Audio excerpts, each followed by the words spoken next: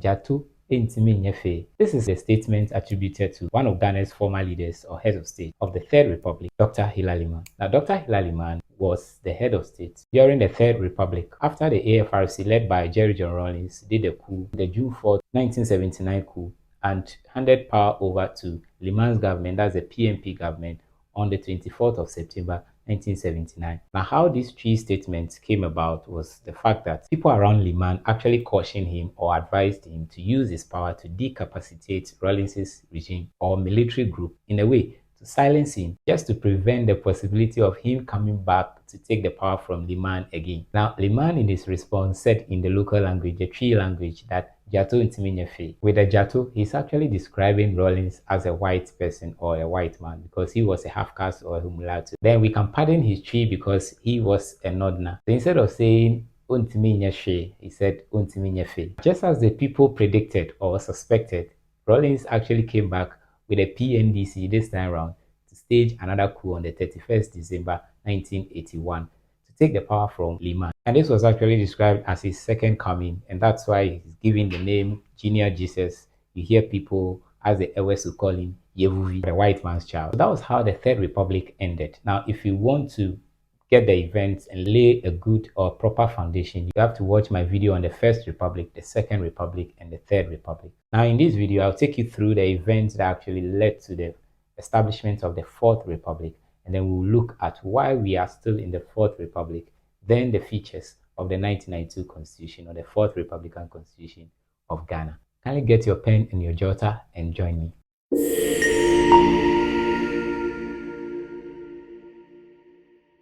So the 1981 coup was the fifth successful coup d'etat that happened in Ghana. And for those who watched the video that I did on the Third Republic of Ghana, you realize I actually mentioned this in the video. For those who have not watched yet, means probably this is the first time you are watching me, I would like you to subscribe, click the notification bell. Anytime there's a new video, you also get access to it. If you liked my previous videos, then I'm sure you're going to like this one too. So kindly click the like button and share a comment if you are really interested in more information about our history and any other thing that I put on this particular platform. Now, you know the usual complaints that military rulers give anytime they stage a coup d'etat. So Chairman Rawlings, who led the AFRC and handed power over to Liman with the PNP also came and played their role. The PNDC came back in 81 and did a coup. Now, Rawlings claimed that the PNP government made life difficult for Ghanaians and things that they were expecting them to do as a party in government were not achieved. So after the coup from that 81, the PNDC had been in government, ruled for over 10 years. That's throughout the 80s. And Ghanaians complained. They were bitter about the military regime and the military rule. So they shared their views and the displeasure and dissatisfaction that they have towards the military regime. So the PNDC leader, Chairman Rawlings, after hearing all these complaints, pledged and was moved to say that he was going to transition from a military ruler to a civilian ruler, which means that a new constitution will have to be adopted, and that will become the Fourth Republican Constitution. So a committee was set up by the PNDC government. Justice Dan Francis Annan was there. He later became a Speaker of Parliament. So DF Annan's committee was to go around and seek the views and find out from Ghanaians what the kind of constitution that they wanted. There's a video I actually made on how the 1992 constitution was drawn. So if you check that video too, you get all the steps that were taken to create this new constitution that we are using currently. A referendum was held and the people voted and decided whether they wanted a constitution or not. A day was actually fixed for this particular constitution as well on the 28th of April 1992. So on that date, the people were made to vote yes or no. That's in a referendum, and Parliament will also have to take a decision to third majority, of course. So the decision was taken, and majority of Ghanaians voted yes. This constitution was accepted, and it means that a new government that will come into power, which is going to be a civilian government, will have to use this constitution. Now, the constitution will have to now bring a legitimate government into power, which means that parties are going to have elections. So go through general elections after their campaigns with their candidates. Anyone who is declared the winner of that election will become the first president of the Fourth Republic. So a date was fixed as usual and the election went on. Some of the parties that contested this election, we have the National Democratic Congress, and they were joined in an alliance by the Egler Party. People would love to call it Eagle, but it's not Eagle. It's Egler Party and NCP. We have the New Patriotic Party, NPP. PNC was there with Hilary Liman. We had the National Independence Party, NIP, People's Heritage Party, which was PHP, led by Emmanuel Eskin. So all these candidates contested that particular 92 elections.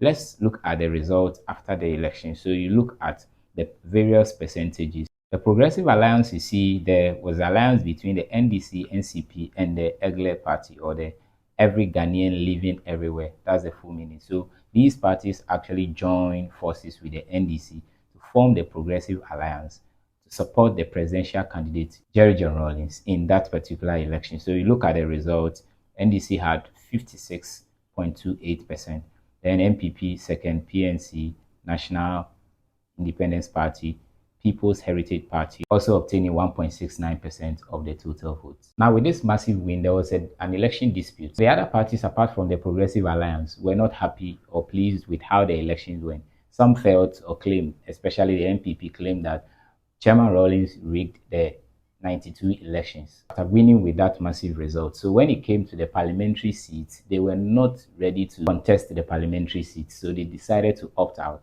or boycott the parliamentary election. By then, the seats in parliament have been increased from 140 to 200. So the parties that joined the NDC to form the Progressive Alliance were given the opportunity to contest for these seats. And these were the results. Out of the 200 seats, NDC had 189 seats, NCP had 8 seats, the Egler Party had 1 independent candidate having 2 seats. So with this parliamentary result, it means that NDC had the majority in parliament, and that set up the first parliament of the Fourth Republic. So when you look at the parliament, we number them according to every change of government. So you have from that 93. Why am I saying 93? The president-elect that was chosen in the previous year, that's in December, will be sworn into office the following month. That's the following year. You get it. So that will be the president now being sworn into office by the Chief Justice on the 7th of January 1993, because that was when the Constitution came into force. So the 1992 Constitution came into effect on that particular day. So we actually have it as our Constitutional Day, and it's celebrated as a national holiday, as you are already aware. When we talk about the heads of state, you look at the arrangement. President Rawlings came. He was the first president of the Fourth Republic. Then you have Kufuor winning the election after the 2 terms of Rawlings. That's the 8 years, because a term is 4 years. So you have Kufuor coming as the second president of the Fourth Republic, because we are still in the Fourth Republic and there hasn't been any overthrow or any coup d'etat. So no military regime has come to subvert power or overthrow this particular constitution. So we are actually having or using the Fourth Republican Constitution. You have Mills coming after he won the election. So he becomes the third president of the Fourth Republic. Then you have President John Dramani Mahama coming as the fourth president of the Fourth Republic. Then former President, His Excellency Nana Addo Dankwa Akufo-Addo, also coming as the fifth president of the Fourth Republic, still in the Fourth Republic. So that it had been for the heads of state. So the president, that's how we actually arrange or number them. So a new person that comes will be the sixth in this same Fourth Republic. Don't forget, it's the Fourth Republican Constitution that we're actually using to give the power to all these leaders to become the legitimate rulers of the state. Talking about the parliament, you start counting after every election, and then there is a new parliament, then that will be numbered. So we're actually having the 9th parliament of the Fourth Republic. If you go through the arrangement or the table, you look at that as well. So this is why we are in the Fourth Republic, and we are using the Fourth Republican Constitution. That's the 1992 Constitution that was adopted or accepted on the 28th of April 1992 and later became or came into effect on the 7th of January 1993. Now let's take a look at some of the major features of the 1992 Constitution of Ghana. As I said in the intro of the video, I want students to take note of this area carefully. It's an examinable area that you can look at if you are preparing to write your exams. You cannot talk about a constitution without knowing the features, how the constitution was made up, the elements or the provisions that are put together or were put together to make or form that particular document. Just as we saw in the 1960, 1969, 1979, this is the 1992 Fourth Republican Constitution. One of the major features is that it has democratic principles.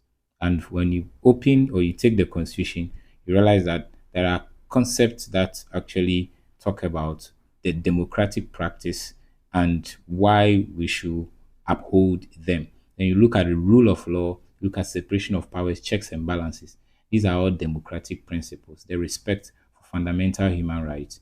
And in a democracy, free media, free press are highly esteemed. So the 1992 Constitution guarantees that.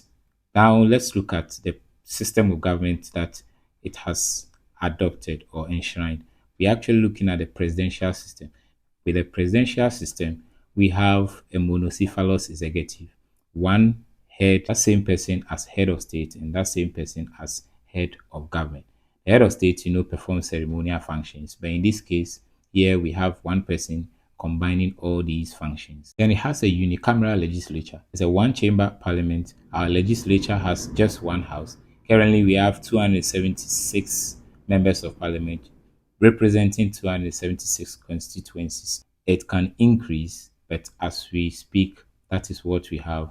Then the judiciary operates with the courts. So you look at the courts, we have the Supreme Court as the apex court, we have the Court of Appeals, we have the High Court, then the magistrates and the circuit regional tribunals all come in. These are powerful institutions as far as the arms of government are concerned that we have to look at when we talk about the features of the 1992 Constitution. Then it provides the protection or respect for fundamental human rights. I need not to emphasize this. We know that in every constitution, there must be human rights. So when you take chapter 5, the whole chapter, and I think it has most of the articles over there. So you pick fundamental human rights. It's something you cannot underestimate. So that's what our constitution provides. So when you take the constitution chapter 5, you should find that.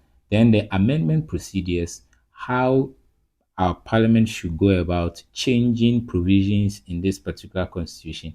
They have been outlined and they have been provided. So they shouldn't go contrary to the provisions of these procedures. And that is what we have to uphold onto.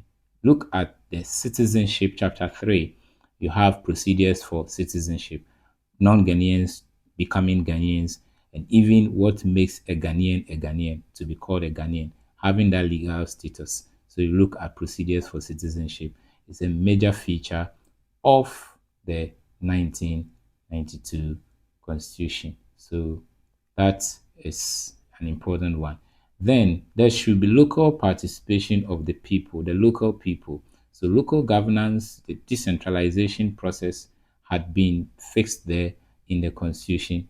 And you look at our structures, our government, the municipal assemblies, metropolitan assemblies, who should be their head, how they should be appointed. The Constitution actually outlined all these procedures and to make sure that the local people are brought closer to government and they are involved in the governance process or the administration of the country. So you can always look at these features, and as you have listened to the explanation I've given, put them together in your own words, form simple sentences to elaborate or explain or expatiate on them. Can clearly tell how we've journeyed since we became a Republican state.